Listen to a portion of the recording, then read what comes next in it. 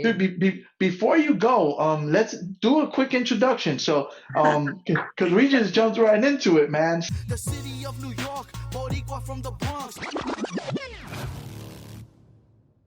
I'm just gonna. I'm a horrible guest. I'm sorry. No, no, no. This is perfect, man. It's so much better this way because the conversation just went right in. We didn't, it's harder if I have to go. Hi, I'm Angel, and this is so and so. Tell us about yourself. We didn't even, we just went right into it. Hey, what's going on, everybody? It's your boy Angel R Talk with the Not Just NYC Talking.com podcast, and we're doing this backwards. I'm having Danilo introduce himself way at the end, but I'll put this in the beginning if that makes any sense. Danilo, please introduce yourself. Tell us who you are, what you do, and also where people can find your classes and all that. Go ahead, go for it, brother. Thank you, Angel. Yeah, we are friends, and that's why we did everything backwards. But yeah, thank you for having me. My name is Danilo Silva. I believe you can find in all social media platforms Danilo Silva, Silva. Or Danilo Zumba NYC. You can always find me. I'm the one there, Brazilian, born and raised. And I right now I only teach virtually because of the times, unprecedented times. But I also have some classes in the park. So hit me up whenever I get to do some social distancing classes in the park. And I'm, like I said, Brazilian, born and raised in Brazil, but live in New York City for almost 10 years. I live and breathe Zumba. Zumba is my main job, and I love what I do. And because of Zumba that I met you, Angel, so I'm very grateful for all the network and people that we find in the fitness industry. And yeah, excited to be here, and it's a great talk as always. Hey. Hey, what's up, man? You like my setup music? I love it. Yes. It's who is the singer? Who is that? Let me throw you on regular speaker for the beginning so Christine can hear you. She's over here Oh, next to me. hey, Chris. They're called the schoolboys. This The schoolboys. Oh, nice. I am really into Carole King now because I found a bachata song that I have been using in my Zumba classes. And it turns out the very original version of it, it's from Carole King. She wrote in 1961 for the Shirleys. Oh, what song? What's the song? Called Will You Still Love Me Tomorrow? Oh man, of course. Yeah, and so Leslie Grace, which is a American Dominican girl, she sings a bachata version of it. It's really cool. I love the Shirelles. Playing this song, you didn't like it. No. Well, this is like my least, it's the least favorite one of all their popular ones, but I still like it. They have, they have so many beautiful, actually, you know what? Yeah, I think it's the least one because I like this one more. See, I don't know. And the reason I got very interested in them is because of this song. Yeah. But then when I realized it's from a very old girl band, I got even more interested because I am obsessed with girl bands. I'm obsessed with the British girl band called Little Mix. And I grew up on listening to Spice Girls, Destiny's Child, Danny the Kane, TLC, so I have this passion for women. I just love, I'm a feminist. I like to learn and read what it means, what it is all about. This week, especially, right, we lost our Justice Ruth, our RGB. And it's all about women for me, So I was like, wait, what about the girl bands from the 60s, from the 70s? Because after the Shirleys, the most famous one is the Supremes, and then Diana Ross came out of it, and then we have Donna Summer, and then we have so many other ones, until to the contemporary ones like Pussycat Dolls, Fifth Harmony. It is really cool to see the whole evolution of girl bands, and it all started there in the 60s. But I must confess I don't know a lot of their music, the Shirleys. Well, I mean, you're getting exposed to them, You know, so the name of the group that you're talking about, they're called the Shirelles. The Shirelles. Shirelles. Oh, Yeah, see, the I'm Shirelles are the ones who do "Will You Still Love Me" and a couple of. They're probably one of the biggest girl groups of that era. One of the biggest, most popular ones. Um, dude, I when I was a kid, I always listened to oldies to go to sleep. That's so interesting. See, I'm even saying the wrong one, the wrong pronunciation. So how do you spell the Shirelles? SHIRELES. I R R E the Shirelles. So see, I was saying the Charlene's. I'm crazy. Oh That's yeah. pretty close. Yeah, I listen. I was listening just last night before going to bed. The I think the other one was Mama Said. There'll be days like this. There'll be days like this. My mama said. Mama said. Mama said. Yeah, that's really cool. I see, and it's all very interesting because being a woman in the music industry was so misogynist. No, was so Especially difficult, back right? Because, and now we have like Cardi B talking about her then. genitalia. So they definitely came a long way, and they still have so much to conquer. So listening to women back then, like it just give you a different perspective, a different appreciation, because You they know, they if you have it listen down. you listen to a lot of those songs Mm. and do that, listen to them, right? I've like keep going through. I've listened to songs that when I listen to the lyrics, it blows my mind. So like one of the songs says, I know he's cheating on me, but I don't care. Like, I Uh-huh. still love my baby because he's always there. I'm like, dude, you just said he's cheating on you and you Yeah. don't care. Another song, the best friend steals the boyfriend, and she says, I'm gonna get him back. So it's like I listen to them and I'm like, the women of today would never do that. No. You know what I mean? So it also reflects the culture, Mm-hmm. the Yeah. cultural shifts and everything. I mean, like you said, Cardi B, I got my wet ass pussy. Wet, and, Can so we it's, you know, can we say the P word in this podcast?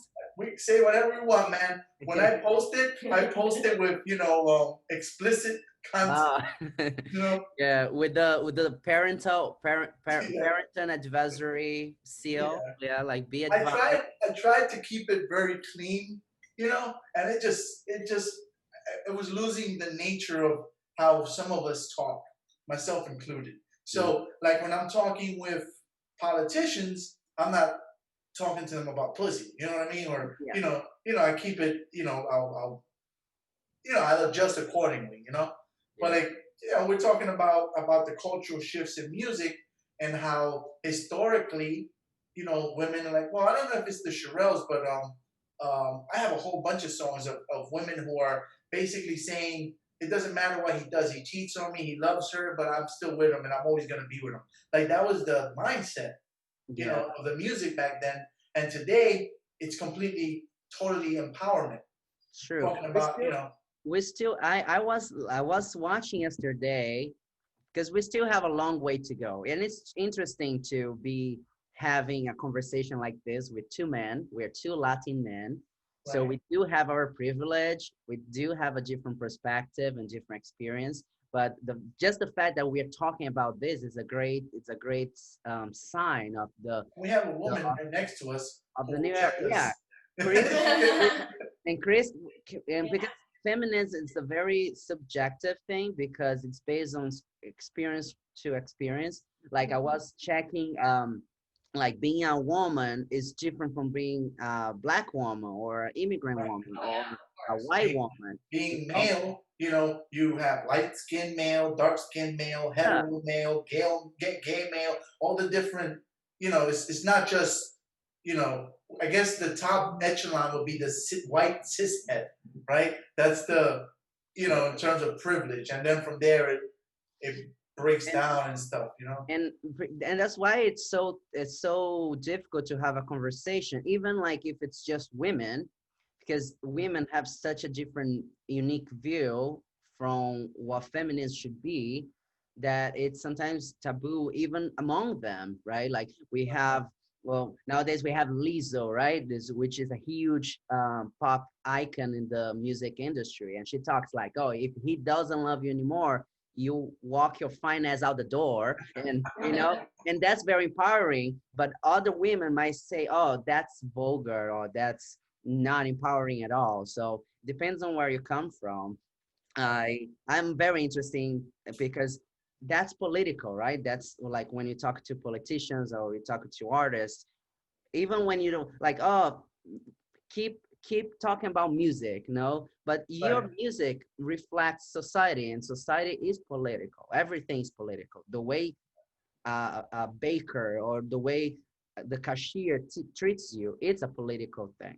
You are always being, Everything is intermingled in society for yeah, sure. you're always be interacting because of political things in society, and society is changing finally.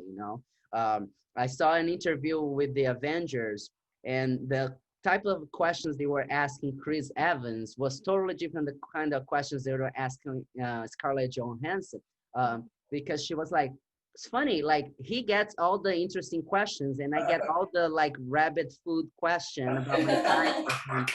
I feel like I might have seen that. Yeah, I feel like I might have seen that. yeah, she's retaliating. She said like, are you gonna ask the same question to my male actors for the male, like why would you not ask Chris Esma how he's managing being a father slash actor? Like you never ask that a man, because what was the difference? You have to call it out, because sometimes people just ask out of ignorance, not because they Yeah. mean Well, the they don't mean conversations bad. matter. The conversations matter. A couple of days ago, I got called out on Twitter by a guy. Um, I said I will never use Latinx. I don't like the term Latinx. I am Latino. I'm Latino and she's Latina. Now, if you call me Latinx, I will call you Latinx out of respect for you and your choice. Yeah. I will never use the term. And then this guy broke it down, man. He went in on me. He told me a new one, man. Just ripped me apart. By the end of the conversation, I said, listen, man, you embarrassed the hell out of me. I feel embarrassed. I feel kind of humiliated. Mm, But this is necessary because you taught me something. yeah. You taught me something. So I am now a little more, I still have that inner resistance to the word Latinx, right? But I have a better understanding after that. We say a pela lengua. He gave me like a verbal whooping, and broke it down, man. He pointed out things that I said that I didn't even realize how they were coming across. Like he said, your very first statement was, I will never use this word Latinx. So you are already choosing the side of the winner, as opposed to the people who are trying to rise up and improve their situation. You just said, by saying I won't use that word, you just told me that you're choosing the side of the person who's on top. I didn't perceive it that way. Well, explain me a little bit. What does that mean? Because I actually am not quite sure what Latinx means. Okay, so in Spanish, the words have gender. Yeah, Latino, Latina. Latino, Latina. But what about the people who don't identify as either? So to address that, a group of individuals came up with a term called Latin X, where you remove the A and the O. So it's Latin X. And the words that have gender type of a meaning is being replaced with an X. So Latin X. I'm trying to think of another word that any word that has A or O in it can have an X in it. But the major point is with Latinx. And to me, grammatically, that just didn't make any sense.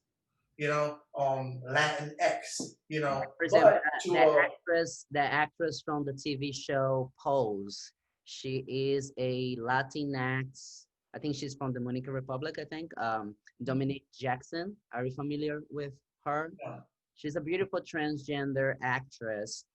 Um, so I could refer as a Latinx actress. It's like a beautiful If Latinx actress. I'm just asking because I'm trying right, to understand right, of the course, usage of Yeah, it. if you've never heard it, so it depends on what pronoun she wants used. So if she wants to be, addressed as, because it really depends on the individual. So I don't even know, what pronoun a person would want, right? But when speaking in general, so like if I'm gonna say generally, I would say I'm writing an article, right? I will say within the Latino population, there are 50% of people who eat hamburgers. So Yeah. that line now should read within the Latinx population, Ah, 50% read hamburgers or eat okay. hamburgers, or whatever. But you may say, I am he, him. Those are your pronouns. Or Yeah. you may say her, or, in which case then I will say Latina or Latino. You Yeah. know, You know, I'm not the best representative to explain the perfect etiquette of it because, as I just told you, I got my ass whooped, um, on Twitter for it. oh, But but apparently his intention was positive because oh, he absolutely, I actually thanked him. the I bottom totally line thanked was him. he wanted you to learn Yeah, from his explanation. So yeah. he didn't mean Not anything at all. malicious or No, no, what no. it was rude because Twitter is a dangerous zone that sometimes I'm really afraid of tweeting or even liking a tweet because you can get in hot waters really easily because especially after Tumblr went down and Instagram like start like making their regulations a little bit more strict, everybody gravitated towards Twitter because Twitter is so like liberating, right? You can post like pornography, you can a lot of the porn industry people are always using Twitter as their platform now. And it's yeah, it's a all man's land and you can get in hot waters really fast because they don't have censorship there. So I'm always afraid, but it's interesting, like sometimes you can tell from tweets or from a person on tweet when they are just being malicious and their intention is just to hurt you and put you down versus when they really want you to learn and be educated and have like an open conversation. That's another issue too. Non-binary, queer figures, LGBTQ representatives in society nowadays. It's a game change. It's a game changer. Like especially within the last 10 years, it changed completely. It's so It's complicated. hard, man. It's Yeah, hard to keep up with everything and to not offend people and to not, you know, and like you said, this guy wasn't malicious. I mean, it was clear he was checking me, but I was willing to receive the lesson. It wasn't like I was being confrontational. I said, listen, and educate me, enlighten me, tell me, because his first response was, okay, whatever. And I said, hold up, man, don't okay whatever me, tell me, educate me. Where am I wrong in this?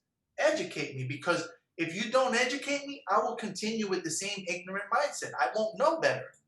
Educate me. And he did. He gave me a verbal lashing and he educated me, and I appreciated it. It really, I am one step closer to using the term Latinx. yeah, And, yeah. and if he would have attacked me and been an asshole, I would have shut down and I would have become defensive, and nothing would, nothing changes. So it's important. Kudos to you for not being defensive and being open-minded and being humble and say, "Oh, I'm sorry. Okay, that's one new thing we learned today." We can learn something new every single day. At least one thing we can always do. We always do. Um, And you should. and it's always the what is always going to differ is the intention. The intention is always um, the the element that will save you. It's the saving grace of everything you do in life. Because sometimes, like even when you talk to someone who is from a different gender or non-binary or don't identify necessarily the way they might look a certain way, but it doesn't mean their gender is the certain gender they identify with.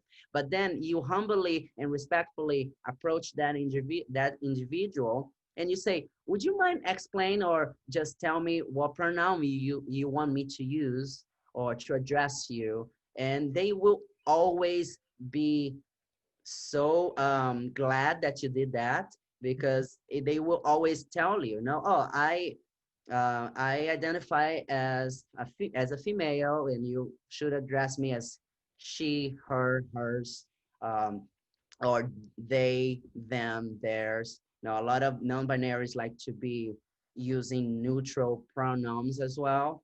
And it is not up to you to say, no, it's wrong or makes no sense in the English language. It's their right to be called the way they want it to be, and you should move on. It's not that serious in the end of the day, you know?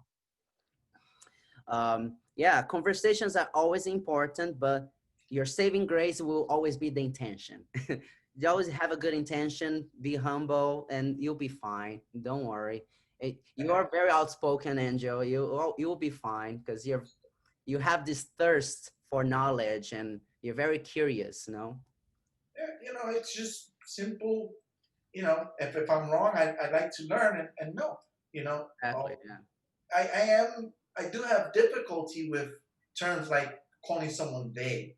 That's a little hard for me because in my brain it doesn't make sense grammatically, right? It sounds foreign, yeah. But at the same time, I am aware that this is what someone wants me to address them at, and just a simple matter of respect for me to just adjust the words that I use is not a big deal. And Yeah. some people don't want to do that, and that's just a stubborn person. Oh, I'm not gonna comply to this mental illness. Like, it's what a lot of people say, right? They're like, this is a mental illness, and I'm not gonna further enhance it, right? And my thing is, listen, you saying they, does that hurt you? Does it hurt you? And I've had some pretty heavy arguments with people about it, because they're like, yes, because it degrades the moral fiber of society. And then we're all complying with it, and now we as a society are weaker. And I get into these crazy arguments, but my thing is at the end of the day, if you and I are friends, right, and I value you as a person, and you tell me, Angel, I identify as they, call me they, don't call me him, don't call me her, then if I respect you and I value you, I should probably comply. Call you what you want to be called. It's just a matter of respect. That's how I see it. So It's a great approach. You always have the choice to accept things or not. It's your human right. It's your American right. I'm proud to live in the United States. I love my country. I don't love the government. It's okay to love a country and not love its government. Right. But we do have the democracy and the right to accept things or not. But accepting is a privilege. Respect is not a choice. You can accept someone or not, but you have no choice between respecting someone. Sometimes, like, I don't agree like with Donald Trump's policy, and I might not accept a lot of things they say, but I come from a point of view. My mother always raised me to respect someone no matter what. So I have no choice but respecting the president or respect someone who doesn't have the same views. I have no choice. I have to respect that person. But I don't need to accept what they think about me. And they can, because they say the same. Oh, I don't have the obligation to accept you. And I say, that's correct, but you don't have the option to not respect me. Respect is not an option, and people sometimes forget there's a fine line between acceptance and respect.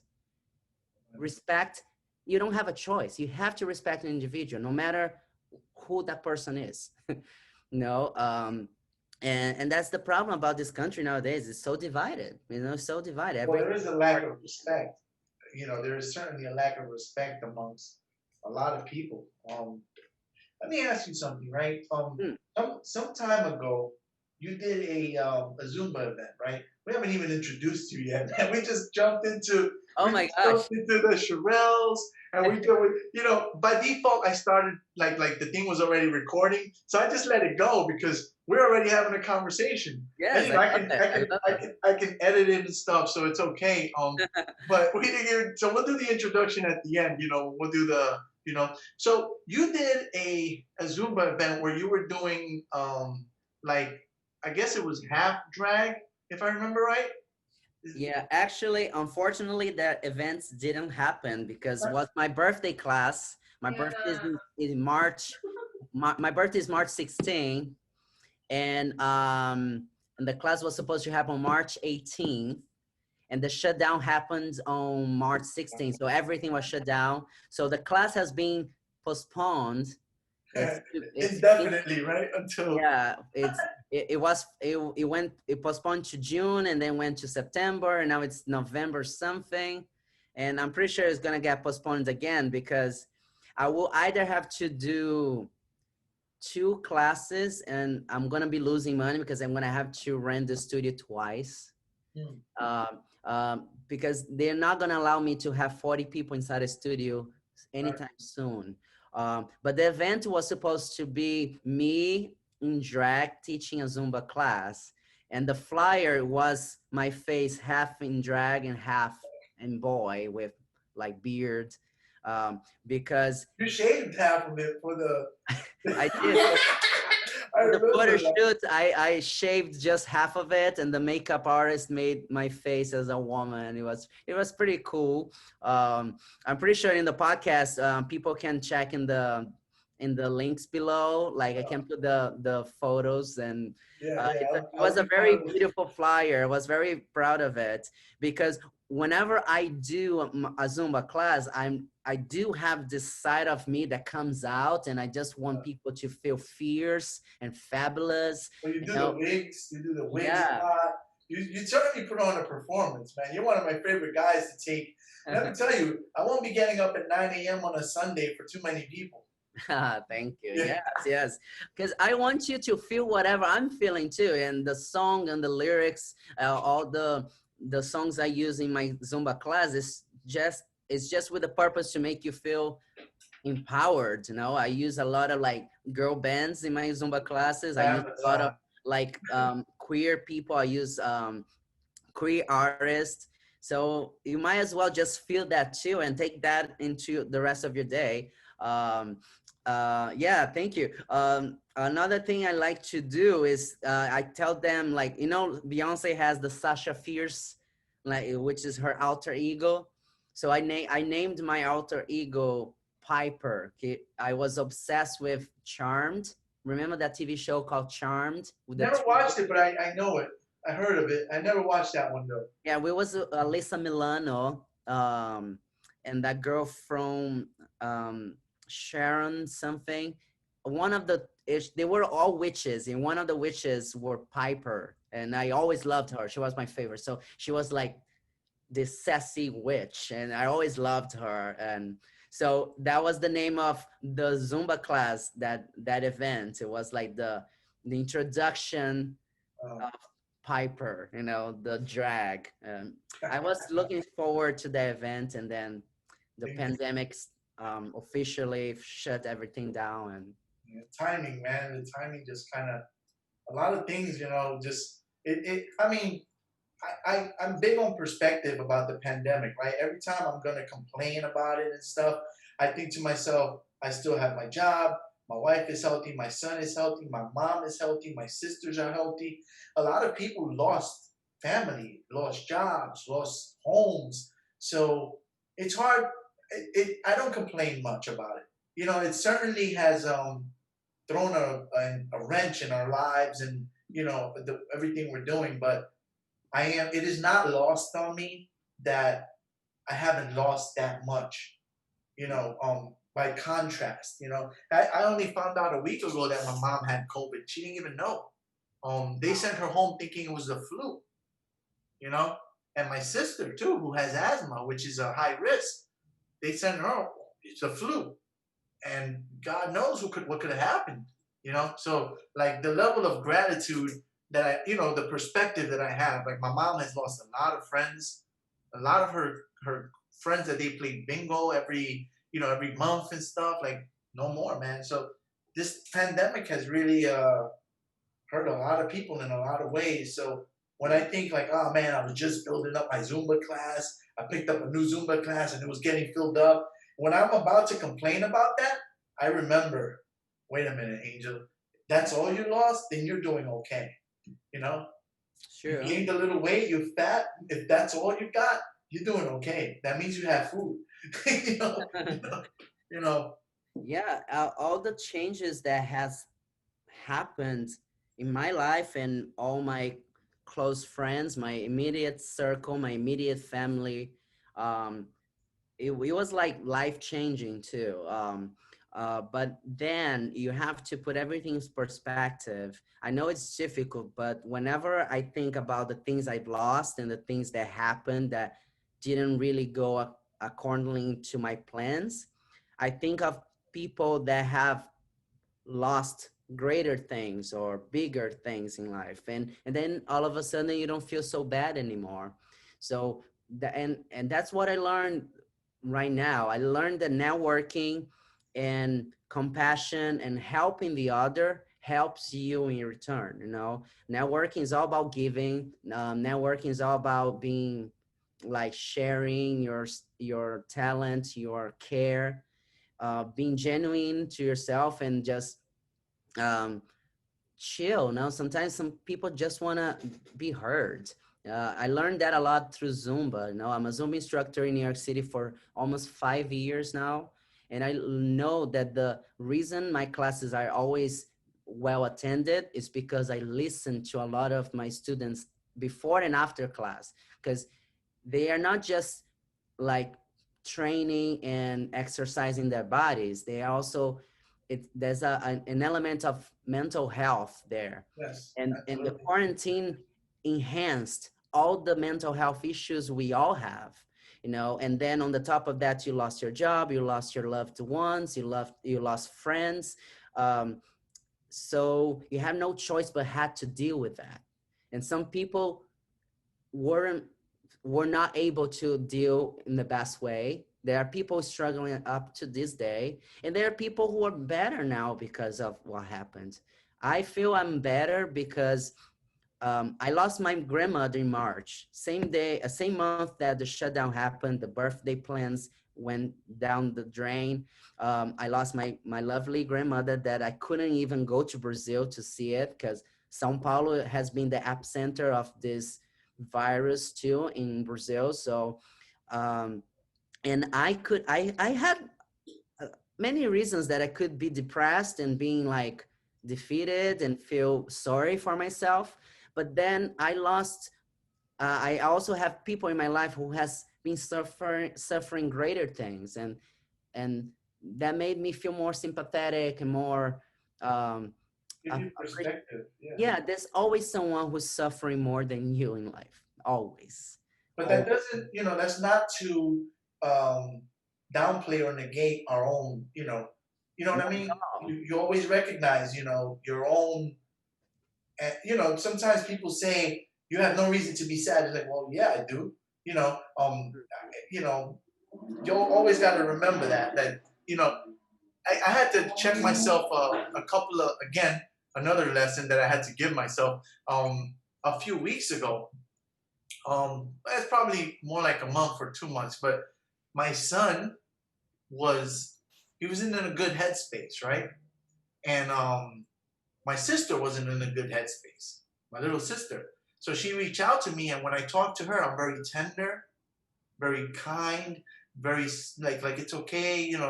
And when my son came to me, I was making fun of him. You know what I mean? And he got mad. He closed himself in the room, and he didn't come out for like a day or a day and a half. And I hadn't realized. Then I was doing something, and then something clicked in my head. Why did you tell your son, suck it up? Suck it up, man. It's okay. When he was telling me something, I kind of just dismissed it and was like, come on, man, cut that crap out.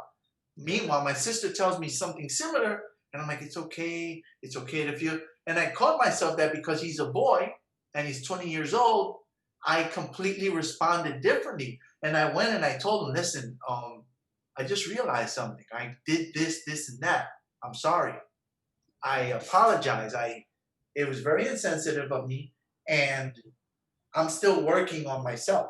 You know, I caught myself, and he didn't tell me. He just hid in the room, and then I didn't understand why is he mad. Like I didn't, you know, and then I realized, oh wow, my response there was very macho, very, And how old is your son now? he's 20. He's 20. You have a 20-year-old son. Yeah, my boy is Wow. 20 years old. You know, Wow. and I realized what I did, and I apologized, and we talked about Yeah, the thing he that's was very feeling. good of you. Again, your approach was perfect because, I'm glad I realized it. yeah, I'm glad because that you have whatever. to, being a man nowadays, especially in 2020, is very hard because they can neglect their emotions or let's say their feminine side. Just because you're a straight man doesn't need to be toxic. That toxic masculinity can be very bad to your own heart and your own emotions because you're entitled to feel your emotions, and it's a very old school mentality to tell a boy to suck it up because boys are not allowed to cry, boys are not allowed to go to therapy, or boys are not allowed to feel depressed. um, a lot of people think that depression is not a real thing. And I myself, I used to look down on people who are depressed because I'm always so optimistic and energetic, but then you go through things in life and say, wow, um,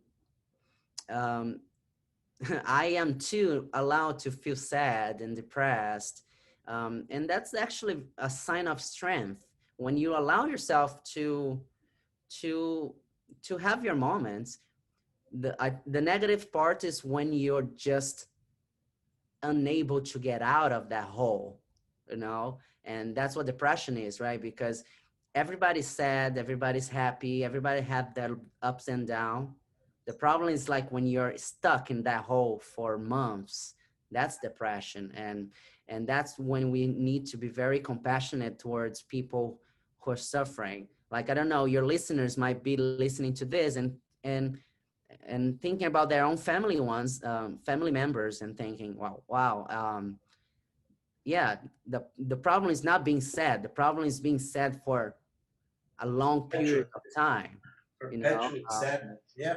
yeah, everybody, especially boys. Boys have to be reminded nowadays. Young boys, young men have to be reminded that they need their emotional self to be in check too, and they are allowed to go through their feelings too.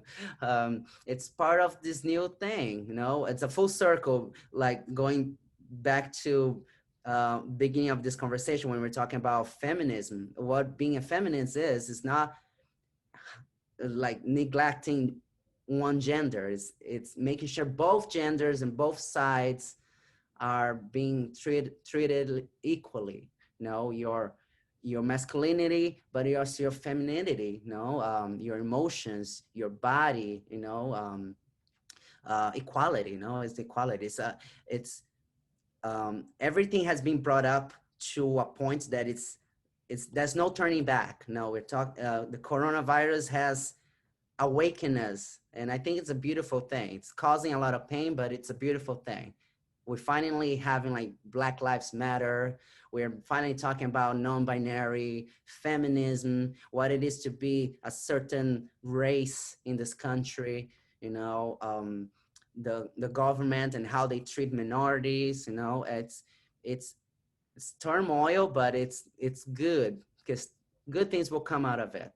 2020, I don't like to say 2020 is a bad year, actually, because I think 2021 will be only the way it's going to be because of 2020. So 2020 had to happen somehow. Eventually, it would have to happen. Right. To lead to the better place. Yeah, we need 2020 will 2021 will be better because of 2020. That's how I think. You know, I saw a meme and it said um it was like a future meme and they said, hey, you remember the first year of quarantine? It said 2020, that was the first year of quarantine, oh right? my gosh. Which implies that there's more years. So when I saw Yeah. that meme, I was like, oh crap, it was How funny, but at the same time, it was like, huh, okay, like how are your views on vaccines? Do you really believe we're gonna have a vaccine for coronavirus that soon, like they are saying? I tell you what, I'm not gonna be one of the early adopters. Me That's for sure. neither. Me neither. Yeah. I'm certainly not gonna be that because I'd rather take my chances with the virus than take my chances with the vaccine and the virus.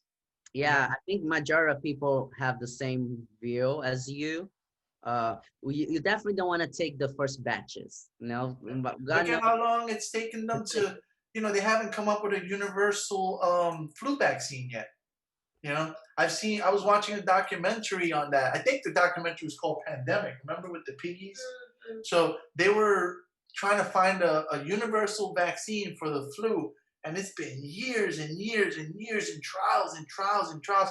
No, no, no success. How are you going to come up with a vaccine for something as lethal as this thing in less than a year? That concerns me. I'm not an anti-vaxxer. Like I have my vaccines. My son has his vaccines, but he was. I'm not an anti-vaxxer, but I'm also not an idiot.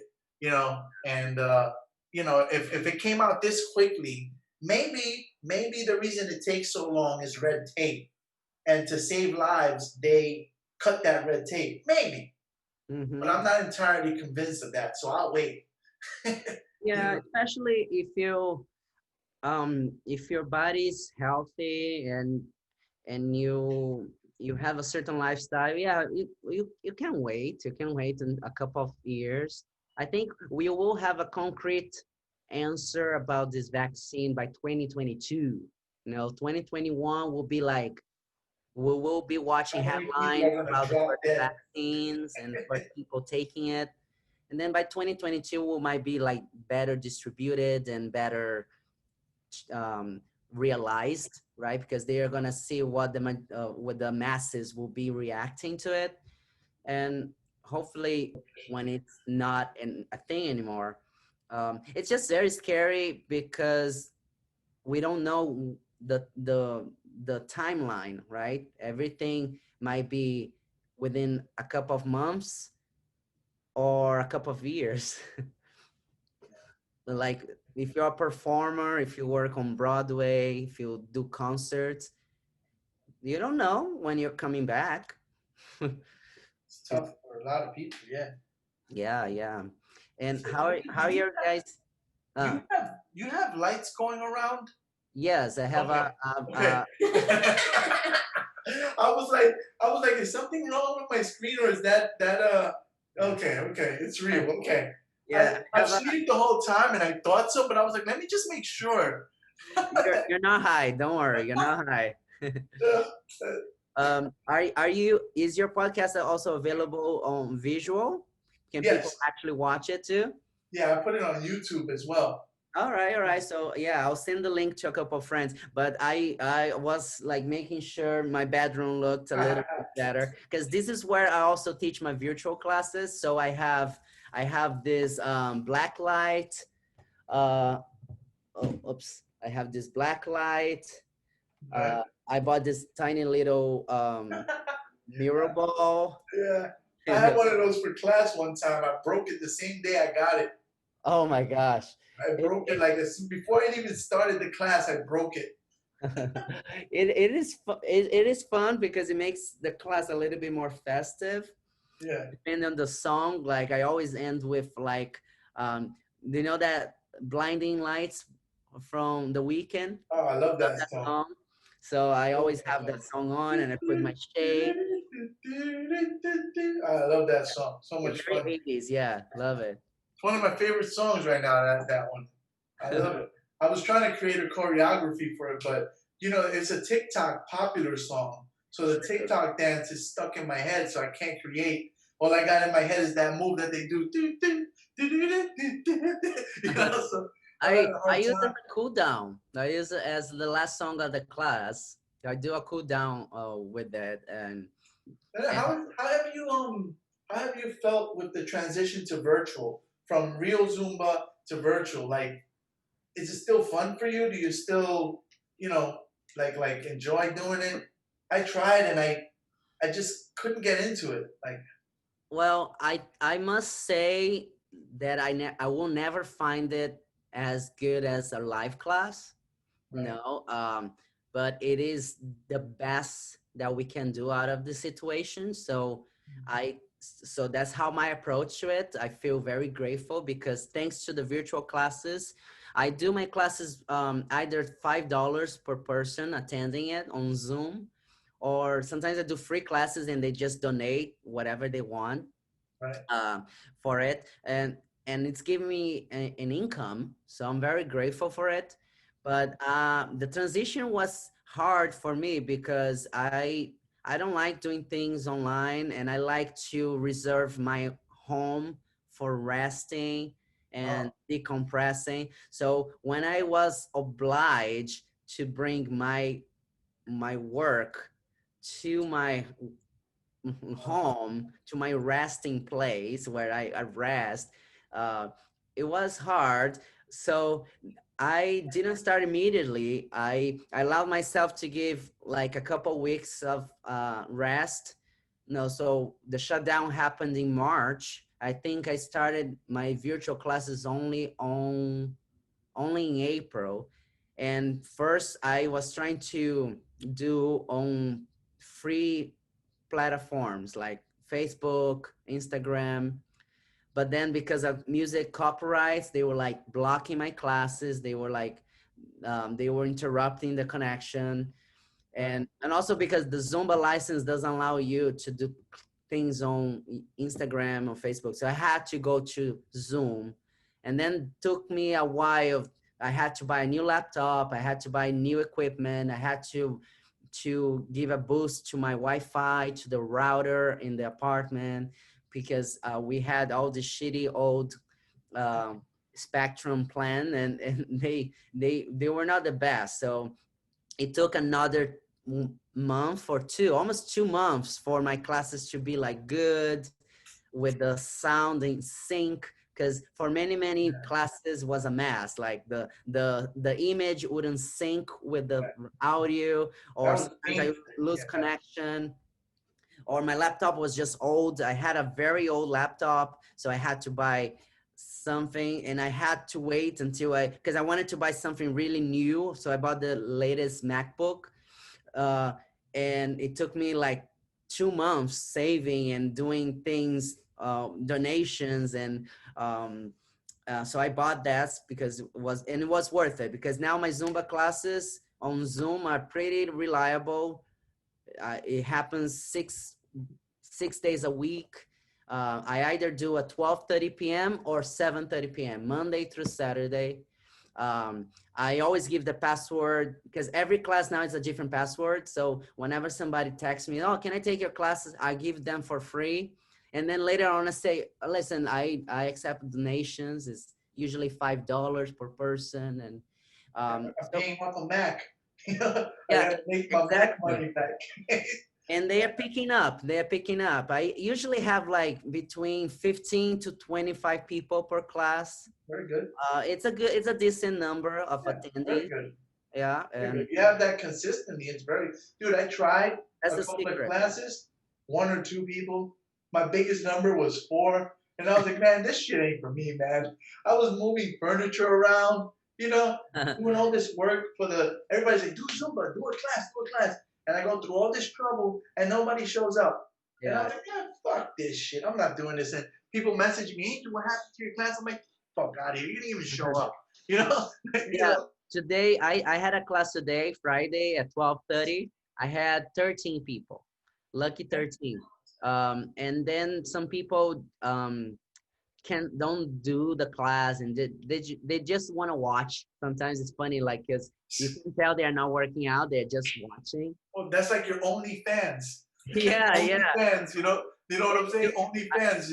I don't know. But Yeah, I have a rack of wigs and costumes. I put like they my just want to watch you, yeah, I do things because sometimes I know they just want to watch, and they just want to be entertained. They don't really want to work out, but I do it, as long they pay me something. And that's how I learned. You have to be consistent, and eventually it picks up, and the more stupidity you do on camera, the more they appreciate, because they need sometimes Well, it's something entertaining. to laugh. Your class is a lot of fun, man. You're first of all, you have a great personality, right? You have this vibe and stuff. And I've told you this before, right? As a heterosexual male, right? I can still acknowledge your sexuality, like Nothing wrong with that. Yeah, that's good. you emanate this prowess, and that attracts people. It just does. It draws them in. Maybe it's not sexual. I don't know. Maybe it's a spiritual, because it's an energy, right? You have this energy that draws people in. I do think that's something from my background, because I was born and raised in Brazil. I came to the United States. I was 25. Now I'm 35. I've been here for 10 years. But in Brazil, I used to teach English for a living. I used to be a ESL instructor for a living.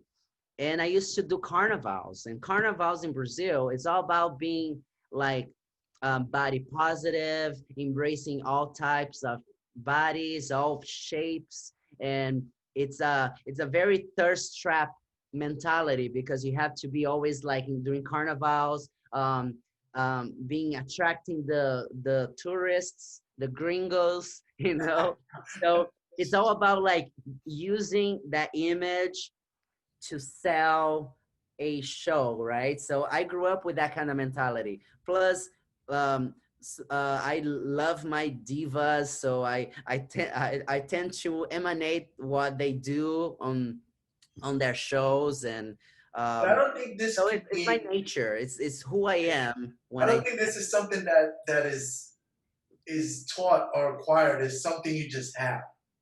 Because if it were, if and correct me if I'm wrong, right? If it were just an act, right? If this was I think I would be able to see through that. And as a heterosexual guy, right? I wouldn't feel that draw to another guy. You know what I'm saying? Like this energy draw. So there's got to be something more. And I've met people like that. Like you just meet some people that just emanate this energy. Yeah, Like it's a sexual energy that some people have naturally, and I think I don't like saying that about myself, but I well, do. I'm saying it for you. I used to, but I've done many jobs ever since I moved to the United States, and living in New York, I hustled, Yeah, so I actually worked in nightclubs. I worked as a stripper. I worked in many places in gay clubs and gay bars that require that kind of energy, and and you either have it or not, like you said. And now, even though that chapter in my life is totally behind me, I still somehow bring that up during my Zumba classes. Of course, it's a different environment, and you have to be respectful, you have to be appropriate, but I still have it in me. Yeah, and I think people like it. People feel inspired, because it's an energy. We all have it, in different levels, but we all have it. And it's fun. I do it too. I live my wannabe stripper fantasies in Zumba as well. There we go. Yeah. I get into it just the same, man. You get the hip gyrations, and I'm not like a sexy guy. I'm not a good mover. Like I don't have that, but I do it in a way that they may not look at me and think, man, this guy's so sexy, or some do. I've been told, but you'll be surprised You know, you'd be surprised. Some people disagree with you. And we have fun. I have a blast doing it. Like I love it. Like that was one of the things that I missed most during the pandemic was that I wasn't. I think of it like performing. You Yeah. know, it's like performing. Now there is a difference. Like there are Zumba instructors who just perform. So they look at themselves in the mirror and they just do their own thing. I'm not a fan of that. I want the performer or the Zumba instructor who interacts with the class, engages, looks at the class, and like that's how I am. So when I say the word perform, I don't want to be misinterpreted as somebody who's just looking at the mirror and looking at themselves. Like I perform and entertain while engaging, and I cue and I do the movements, and for me it's just like this, like this interacting performance between all of us. We're Yeah. all in this stage doing this performance. I just want to be careful with the word performance because there are some instructors who I call them performers, but they're not participants. And I don't want to go into like bashing anyone or any whatever, but I just wanted to be clear on the word when I say I treat it as a performance. It's an outlet for me, you know. Um, I coped with depression for a long time myself. When I was younger, I was even suicidal for a period, and writing was an outlet. Doing spoken word poetry was an outlet. Oh, interesting. Um, Exercise, and then somewhere along the line I shifted into not just exercise but Zumba, creating choreography, being in the class. It became therapeutic for me. Yeah. It's very therapeutic for me. It's a very helping thing for me. And Yeah. I That's what people, whoever teaches Zumba or whoever wants to become a Zumba instructor, regardless of your relationship with the music, with your playlist, because Zumba Corporation actually, it's a great company because they allow you to use whatever music you want right, to teach a very class important. Yeah, under the license, right? Because you have to have the license, you have to have CPR and certain things, and you have to have that in mind. Before you are a performer, you're still there as an instructor, so you have right, to instruct before performing. So first you instruct, second you perform. It's yeah, not the other way around. You don't perform first and then reminds yourself to instruct. No, it should always be like, my mentality is whenever I create a choreography or a dance to something, I always imagine my grandmother doing it, because mm, because Zumba is for general public. It's not for dancers. So you have to have in mind that that choreography has to be appropriate for the majority of people who attend Zumba classes, which is like people in their hmm, middle ages, people who are not dancers but love to dance. So yeah, you're not there to show off or to right, do extreme movements and you be like totally out of touch with people who like the brand. You're using the word Zumba, so you have to abide to right, the rules of what the methodology is. And I see, and that's the thing too, without naming people, a lot of instructors just borrow the like dribble the regulations and the rules. right, They break the rules and you shouldn't. You have to make the best out of it without breaking the methodology. It's very ambiguous in certain ways because of the music, but um, you have to remind yourself you're an instructor first. And I yeah, like that. I like being an instructor first and then I perform later. yeah. um, You, uh, you you know, I always make sure that as I'm learning choreography, I'm embedding my cues into it. It's a part of the creation process. So if I'm learning or borrowing a choreography that I like from somebody, or if I'm creating one in my mind as I'm creating it, not after, not as an afterthought, as part of the process, I'm thinking to myself, if I'm gonna be going, let's say I try to pre-cue. So if I'm doing this and I'm about to go that way, I kind of go like while you're still on the last two steps, I point this way and I'll throw a number up, and then it's just part of my creation process. Yeah. And I tell that, and anytime somebody reaches out to me that they're about to become an instructor or they want to learn how to, I say it's a little extra work, but you need to embed the choreography. The cueing needs to be part of that process. Yeah. Don't learn choreo and then later try to figure out how to cue it, because it gets ingrained in your head. So if you're in your head, you go, prior to the movement, you've already done this. You're telling them 2 counts, and give them that second. Boom, I do this, I wait, and then continue so that they can, they know what's coming. I do that in advance, but I do that before I even ever bring it out to somebody. Like I'm practicing the choreography. The cues are part of it. Even the little, that's part of like bringing it in and making it fun, not just going. Part of my choreography, is throwing the thing out, and just the cues are part of it. And then after like the first loop, you don't keep doing it unless they're lost.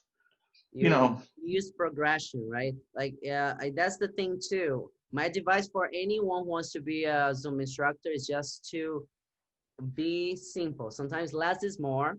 Because the first thing you want to do is to engage with the audience, with the students, the participants, and make sure they are following their own pace. So the first 2 chorus of verses of the song, you're actually just doing like on a 50-60%. Right. Then you go 100% towards the end, making sure they are aware that 100% is very personal. You can go there or not. Like they have to feel comfortable and free to do their own flavor. That people think. I think that's why Zumba is so popular. People have the liberty to put their own flavor in every class, regardless who is teaching. Just because you go a certain way doesn't mean you are actually doing exactly the same way the instructor doing. You're doing like your own version of that step. And instructing sometimes, you do the cueings, but make sure you go slow. Go slow, don't rush, right? A lot of people forget that people don't know the choreography. So if you make a mistake, they will never know anyway. Don't rush. Take your time. You progress. Go 100% just towards the last minute of each song. And then you get more confident too. It's just a matter of time. Like once you're teaching for over a year, you get it. It's a muscle. Dude, if somebody like me can teach and people like it, and trust me, man, I'm the guy that's against the wall at the weddings that is afraid to dance and move. And if I can do it, people ask me, so Angel, you say you don't know how to dance? No. Well, how do you do Zumba? Because I practice. I practice for hours and hours and hours. And because I know the level of work that I put into it, I'm confident that what it is that I'm doing, I don't know if I'll call this dancing, but this that I'm doing, it's going to be correct. I'm going to be doing what I mean to do because of the level of practice. Now, when I go, like I went to an event with Ricardo Marmite, right? And he brought me on stage. I was uncomfortable on stage because I don't know his choreography. So somebody asked me later, they're like, you looked really nervous. Like, you're an instructor, you've been doing it. And I'm like, yeah, but I know my choreography. And if I am in somebody else's class, I don't want a spotlight on me because I don't know their choreography. I'm going to look stupid. I'm also kind of awkward and goofy. So, for me to, once I get it, I get it. But, like I was anxious. I didn't want to go up there and they're like, oh, get up here. And I'm like, and I caught on, but it took me a cycle to figure out what he was doing, that happened to me once, and I made so many mistakes. But then, do you know what I did? I just stopped, and I was pointing at him, hyping him up. I was like, I'm not gonna be a fool here. I'm gonna be like, oh, I did that on purpose. You will never know. I was like, yeah, come on. But I was pointing at him and like, The hype man. I was the hype man. I became the hype man because in the end of the day, it was his choreography anyway. Yeah, it was not my turn to do the choreography. So, and he wanted me to be with him on the stage, and I was like, oh, yeah, um, and that's the thing. Yeah, just make sure you're connecting with the participants, and you'll be fine. You'll be fine. I have a lot of people who actually likes your class, Angel. Whenever you're teaching Queens, the Zumba participants I have in Queens, they always say, "Oh, I used to love Angel's class, 24-hour fitness." They are soon coming back again, right? Because they Well, stopped we taught. October 2nd. I taught some and then they canceled them again. And they didn't. So my Saturday class, they didn't even give me a chance to teach it before they canceled them. It was full. It was full to capacity to what they allowed that Saturday. And I said, look, you guys didn't even give us a chance. Look, the room is. I think they overstepped some kind of regulation from the city, so they had to turn it down. I think so too. Back in October, they said. Yeah, I think so too because Retro Fitness told me that they were not allowed to do it indoors yet. Yeah. So we do it on the roof. So I think it's very possible that they might have jumped the gun, and that's probably why they paused it. Although they said that they were keeping body pump classes. So I don't know. And body pump, there's no body pump classes in Kew Gardens yet, anyway. No. No classes at all. It's weird. I good just teaching the park, to be frank. As long as it doesn't snow, I'll be teaching as many classes as I can. I'm actually heading to Bronx because I have a class there Friday. I at Palm Parkway. Okay. You take the train out there? Yep. I usually go to Times Square, I take the 2. And sometimes I transfer a 180 to the 5 because Palm Parkway is close to this stop, Morris Park. Yeah. My son used to live there with his mom. They lived out in Morris Park for a long time. Yeah. It's a lovely area. And that was my very first Zumba job. I was teaching for a Jewish center called Bronx House. So those folks are coming to the park now to join you, the people from Bronx House? Yeah. That's very cool. It's very cool. Bronx House was giving me a problem because they were not happy that I was calling their members to join me in the park. Oh. So I told them, okay, I'll do the class far away from the building, but I'm still gonna call them because I have a permit. Why would they be upset? Because you're just giving their members something to do because they can't go there. Exactly. You know what? They said it doesn't look good in the optics. Like they also wanted to do classes and they can. So. Well, once they do the classes, you'll be back there, right? That's your, you're just doing what you have to do in the meantime. Yeah, it's all politics, like you said in the beginning. Yeah, it's me trying to make the best out of this, and I have to pay my rent. You have to pay your rent, so we have to do what we got to do. And I'm sorry that them as a corporation, still cannot be full-on capacity or working. Right.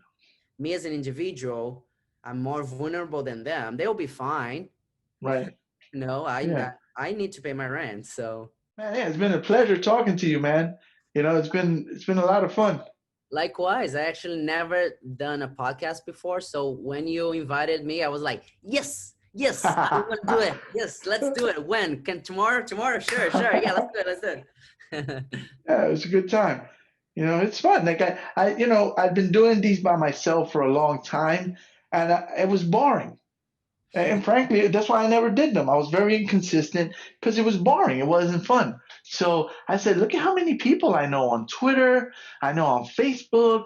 from my fitness world, from my fighting world, from my military, from politics. I know so many people in so many different spaces.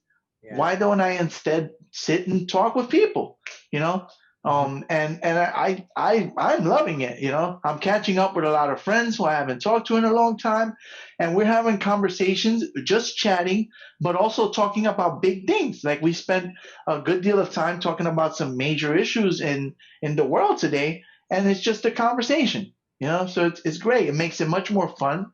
I just want to say, I always admire you because you're very well-rounded. And like you said, you have a very broad circle of friends and professionals and different people, and you have to take advantage of that. I think you, in a certain way, you already do, you know. And like you said, you're very humble and curious. So, and that it's very inspiring to me, Angel, because whenever someone is not curious, they keep themselves from experiencing greater things in life, you know. And so keep your curiosity, and be humble and honest and genuine.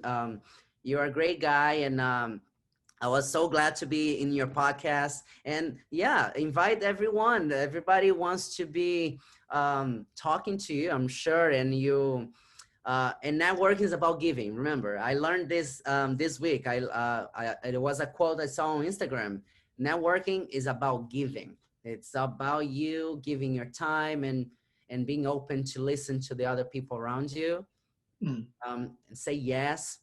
You have to say yes to a lot of things that you feel like saying no immediately.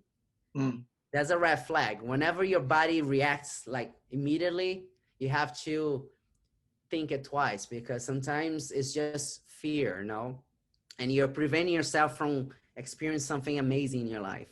So we have to say more yes in life.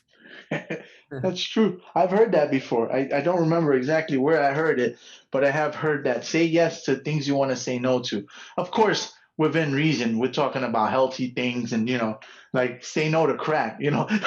You know? Yeah, don't be destructive, people. Please, listeners. No, yeah, drugs are bad for you. And that's the thing too. I learned during this quarantine is to balance the amount of liquor. I used to drink way more. Now I don't drink, and I cook more clean food. I'm not vegan, but I like to eat a lot of plant-based food during the week. You know, it's all about self-care, right? It involves everything: Zumba, hygiene, mental health, Right. Rest and rest, sleep. family, friends, talking, whatever you self time. You know, I gained a lot of weight. I was a little destructive on myself, but you know, I got vertigo during this time, and you know, I'm I mentioned before I've struggled with depression in my life, and I'm very hard on myself. You know, I am really, really hard on myself. I'm very, very cruel to myself in here, you know, and um, one of the things I do to sometimes punish myself is with food. you know, you know, so I couldn't work out because I was dizzy and I was spinning, and that made me angry. And then I ate, and then I was angry because I ate, and I ate more, and then I was angry because then I started getting fatter, and that made me angrier, and I ate more, and I'm like, let me see how much destruction I can do. And I go into this self-destructive mindset, and I don't know what happened. I just, you know, I went to put on some work pants, and they wouldn't button up. And I said, holy crap. And I stepped on the scale, and I was like 235 pounds. I'm so close to where I started this journey. And that day I said, this stops, you know, and I put out a request online if anybody had weights for me to buy. And, you know, I've started to, you know, once the gym opened, I was back on, you know, I was back. I needed the gym. You know, I Kudos to need it. you. It is like we said, it's okay to go through your feelings, to feel for a certain period of time, a little blue, a little sad, but we have to find tools to pick ourselves up and get out of that It's hole, okay. that mental hole. And I'm very proud of you for saying that, and also for saying openly about your struggles. That helps me a lot too. I used to have like eating disorders when I was a stripper or mod. Like you still see Oh, on my Instagram some photos when I used to be a model. And my struggle was the opposite. I used to stop eating completely and go oh, days without eating, and because I wow. wanted to punish myself because I had something really greasy or fatty that day, and then you binge it, and then you feel very bad about yourself, and then you say, oh, I will never eat it again, and I will never eat it again for days. um, so it Wow. eating disorders can be so unique. It varies from person to person, that people think, oh, it's just binging. No, sometimes the opposite. You don't want to eat at all, and then you become anorexic, and body dysmorphia. It's a thing nowadays because everybody uses filters. So you Right. have to understand and be very compassionate to yourself first. And I think you're very compassionate to yourself. You respect the journey, and you are very aware. So um and I want to thank you. That's very brave to say openly. Um, but you're doing the good work. You're doing the work. So kudos to you. Oh, thanks, man. Yeah, no, it's crazy how we don't know these things about people, right? We talk to people, we see them, and we just don't know. Everybody has a different things they cope with, you know. Yeah. Um, yeah, it's wild, man. The way everybody has a story, you know. It's Like I true. didn't know that about you. I didn't know you had the eating, the dysmorphia thing. I can understand, especially as fitness people. I used to have a six pack, and Me even when I too. had a six pack, I always felt fat. Yeah, me too. Even then, I, I'm still on a diet right now. I'm not having the carbs at night, but it's more balanced. It's a healthier diet. But I used to right? go to extremes, and back when I was like in my 20s, I used to cut myself because I was Oh, so angry because I had no discipline. It's very hard to build up that discipline, right? So I had extremes and right. destructive habits because I couldn't have like a balanced diet. I would go to extremes. So I would So have it's results. black or white. Yeah, I would have Where's results the where it gray? was like totally chaotic, and nothing in life is black and white. Right. Like again, full circle. We're talking about gender. We talk about feminism. We talk everything is a spectrum. There's no black and white in life. Is forget about it. It's not sustainable. The things I used to do when I was 20 to get the six pack and stuff, it wasn't sustainable, as is evidenced by where I'm at today. And Me even too. with A lot of people are in denial where they are in life in the present moment. I have a Zumba student. She's 78 years old. mm, Like she wants to dance like me. yeah, Like you'll never dance like me. I'm 34. You have to dance as a 70-year-old woman because and there's nothing wrong with that. You have to understand that's who you are, and it's right, beautiful. It's beautiful. Acknowledge where you are, your limitations, because there's no one in the world like you. You're unique, you know. So yeah, yeah, and you are a married man now, and you have a lifestyle that is different from when you had that body, because that body was a reflection of who you were that day. You're not that person anymore. We all change, you yeah. know? But And coming to grips with that is hard, and not being able, like I can understand that 78-year-old woman because I I'm 43, but in my mind still wants to train the way I trained when I was 21. You know, I want to throw up 400 pounds like I did when I was 21, and my torn shoulders. Like, yeah, Angel, I don't think so, buddy. And it's hard to come to grips with that. Yeah, we totally did it backwards, dude. It's been a pleasure. This was a lot of fun. I enjoyed it a lot. Christine enjoyed it. What she could hear before she got some calls. Well, it was a good time, brother. We'll do this again, man. And I'll hopefully see you Sundays. Yes, I also teach a class in the park, Forest Park, the entrance by the Kew Gardens. It's actually quite easy, but again, hit me up on social media. My name is Danilo, Danilo Silva, Silva. I do Zumbas, just Danilo Zumba NYC. I will pop up. And if you can't find them, message me and I'll connect you. One of the coolest Zumba instructors in New York, for sure. Oh, Thank you. You're kind. Thank you so much for having me. And I will always say yes, because I love talking to you, my friend. Awesome. All right, man. Have a safe trip. I'll talk to you soon. Okay, I'll talk to you soon. Thank you, Chris. Bye. All right, take care. You are listening to the NYC Talking podcast. www.nyctalking.com. Please like NYC Talking on Facebook. Please follow Angel R Talk on Twitter and Instagram. We are NYC Talking, the realest lifestyle blog ever. Thanks for listening.